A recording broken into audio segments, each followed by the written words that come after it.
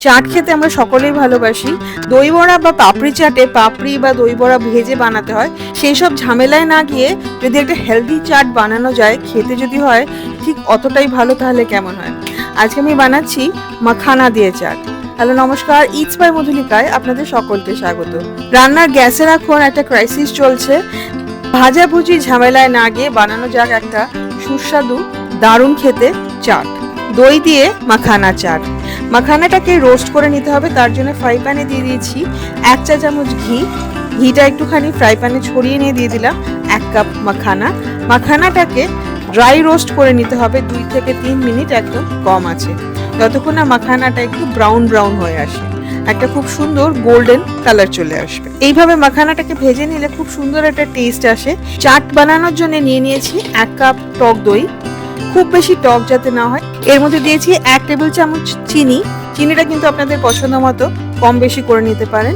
এছাড়া দেবো স্বাদ মতো বিট নুন, ভাজা জিরে বা ভাজা মশলা, শুকনো লঙ্কার গুঁড়ো দিয়ে দেবো 1/4 চা চামচ, যে যেরকম ঝাল খান সেই মতো দিতে পারেন।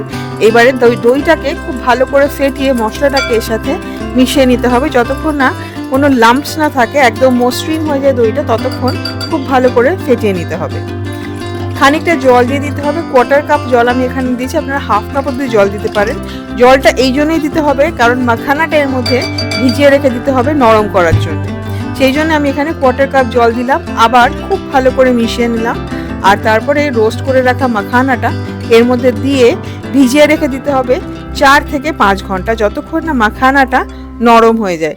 এই চাটে দুইভাবে মাখানাটা খেতে পারেন, একটা তো একদম ক্রিস্প মাখানা দিয়ে, আরেকটা একদম নরম মাখানা দিয়ে। যারা এই চাটে একদম ক্রিস্প মাখানা খেতে চান তারা মাখানাটা একদম শেষে দেবেন, আর যারা আমার মতো নরম মাখানা খেতে চান তাদের কিন্তু মাখানাটা এর মধ্যে ভিজিয়ে রেখে দিতে হবে 4 থেকে 6 ঘন্টা, যতক্ষণ না মাখানাটা পুরো দইয়ের টেস্টটা ভেতরে টেনে নেবে আর একদম নরম সফট হয়ে যাবে।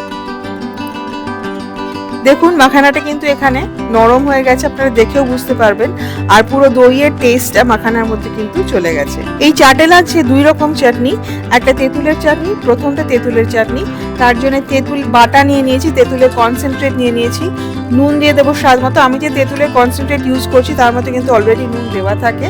চিনি, ভাজা মশলা, শুকনো লঙ্কার গুঁড়ো দিয়ে আর সামান্য একটু জল দিয়ে খুব ভালো করে মিশিয়ে নিতে হবে।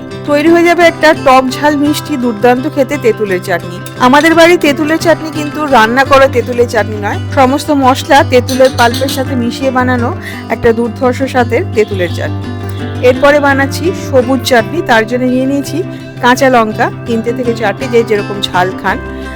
পুদিনা পাতা নিয়ে নিয়েছি 12টা থেকে 14টা, শুধু পাতাই নিতে হবে। আদা নিয়ে নিয়েছি 1 টেবিল চামচের মতো, আর ধনে পাতা 1 কাপ। ধনে পাতাটাকে একদম কুচিয়ে কেটে নিতে হবে। প্রথমে মিক্সি জারে দিয়ে দেবো কুচিয়ে কেটে রাখা ধনে পাতা, তারপরে এক এক করে দিতে থাকবো পুদিনা পাতা, আদা কুচি, কাঁচা লঙ্কা কুচি, আর দেবো এক এক করে মশলা। নুনটাও দিয়ে দিচ্ছি স্বাদ মতো, আমি এখানে বিট নুনই দিলাম। চিনি দিয়ে দেবো 1 চা চামচ, আর ভাজা জিরে গুঁড়ো দিয়ে দেবো 3/4 চা চামচ। সমস্ত কিছুকে ঠান্ডা জল বা বরফ দিয়ে একদম মিহি করে পিষে নিতে হবে, যাতে সবুজ রংটা ইনট্যাক্ট থাকে।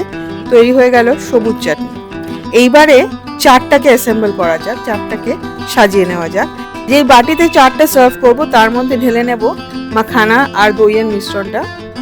রান্নায় আমি যেসব উপকরণ ইউজ করেছি সমস্ত কিছু কিন্তু শেয়ার করা থাকবে রান্নার নিচে ডেসক্রিপশন বক্সে, আর শেয়ার করা থাকবে আরও কিছু নিরামিষ রেসিপির লিঙ্কে ক্লিক করলে রেসিপিগুলো দেখা যায়। দেখে যদি ভালো লাগে অবশ্যই ট্রাই করবেন, আর যদি পছন্দ হয় প্লিজ লাইক করবেন ও শেয়ার করবেন অ্যাটলিস্ট 5 জনের সাথে যারা রান্না করতে ভালোবাসে।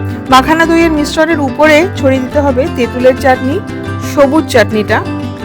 এরপরে এর উপরে ছড়িয়ে দিতে হবে এক এক করে মশলা, শুকনো লঙ্কার গুঁড়ো, শুকনো খোলা ভেজে রাখা জিরে গুঁড়ো, সামান্য একটু চাট মশলা। এই চাটের উপরে বেদানা দিলেও কিন্তু ভীষণ ভালো লাগে, সুতরাং আমি দিয়ে দিয়েছি বেশ খানিকটা বেদানা। আর ছড়িয়ে দেবেন নিজের পছন্দ মতো ভুজিয়া। আগের দিন রাতে বা সকালে যদি মাখানাটা দইয়ের মধ্যে ভিজিয়ে রেখে দেওয়া যায় তাহলে এটা বানাতে 10 মিনিটের বেশি কিন্তু লাগে না। এই দারুণ খেতে এবং হেলদি চাটটা অবশ্যই বানাবেন। আমাকে কমেন্ট করে জানাবেন যে আপনাদের কেমন লাগলো। যদি ভালো লাগে তাহলে প্লিজ রেসিপিটা লাইক করবেন ও শেয়ার করবেন, সাবস্ক্রাইব করবেন ইটস বাই মধুলিকা। সাবস্ক্রাইব করার সময় বেল আইকনটি প্রেস করলে আমি যখনই কোনো রেসিপি পোস্ট করব প্রথম নোটিফিকেশন আপনার কাছেই যাবে।